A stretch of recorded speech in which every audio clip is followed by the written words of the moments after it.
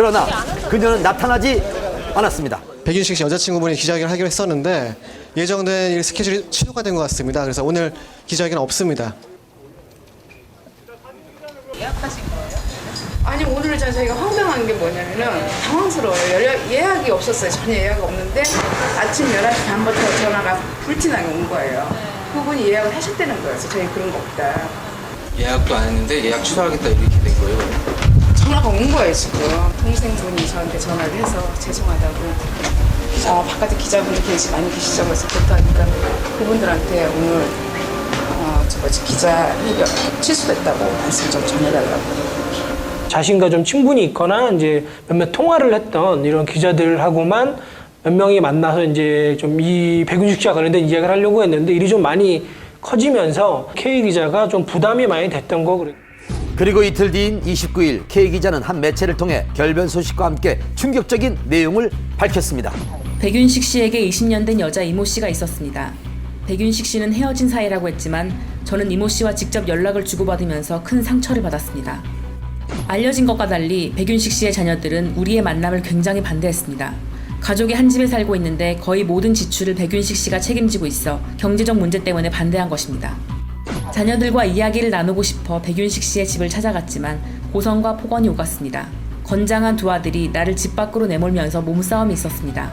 이것은 폭력 행사이며 적절한 대응을 할 생각입니다.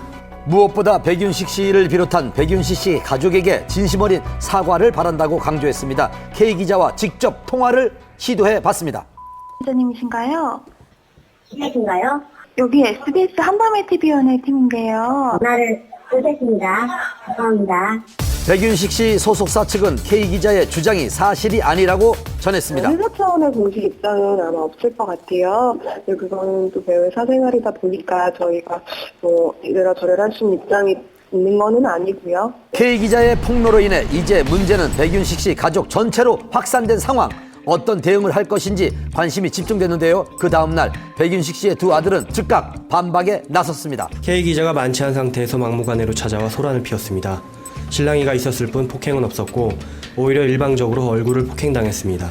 그리고 이런 사실들은 녹취나 CCTV 등의 자료에 담겨 있다고 덧붙였습니다.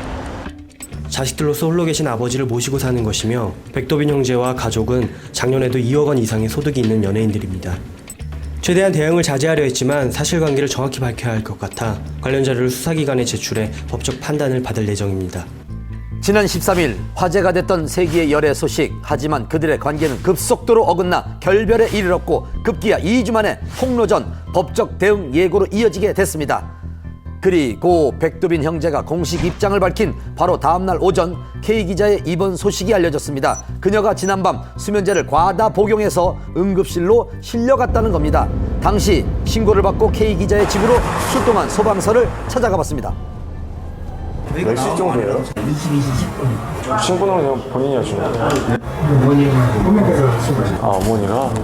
네. 이사해서 강의하신다고. 집에서 어머니랑 강의하셔서 신고하셨어요. 수면제 과다 복용으로 복통을 호소하며 30일 밤 서울의 한 종합병원 응급실로 실려간 K기자.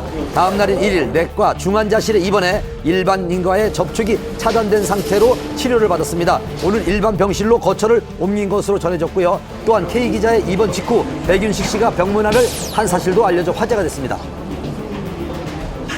오늘 새벽에 소식 듣고 다녀오셨다고 들었어요, 병원에. 네네. 향후 관련해가지고 어떻게 오늘 상황들이 벌어졌잖아요. 지금 이 시기에 그런 거를 논의할 수 있는 상황은 아닌 것 같아요. 공개 연인 선언 2주 만에 결별과 폭로전으로 얼룩진 두 사람. 향후 어떤 결말을 맺을지 기추가 주목됩니다. 미성년자 5차례 강제추행 고영욱. 자, 최종 형량을 받은 후 각기 다른 이유로 연일 뉴스에 오르내리고 있습니다. 미성년자 성폭행 및 강제추행 혐의로 기소 중인 방송인 고영욱. 그가 연예인 최초로 전자발찌를 착용하게 됐습니다. 세간을 떠들썩하게 했던 이번 사건에서 논란의 중점이 된 형량 축소 한밤에서 취재했습니다. 지난 27일 항소심 선고 공판이 열렸습니다. 어떻게 예상하세요? 글쎄요, 지켜봐야죠. 반성문 제출했다는데 사실인가요? 예, 맞을 겁니다. 아마. 네, 과연 결과는 어떻게 됐을까요? 고영씨 선고 공판에서 징역 2년 6월, 그리고 전자발찌 부착 3년, 신상 정보 공개도 7년에서 5년으로 이렇게 줄었습니다.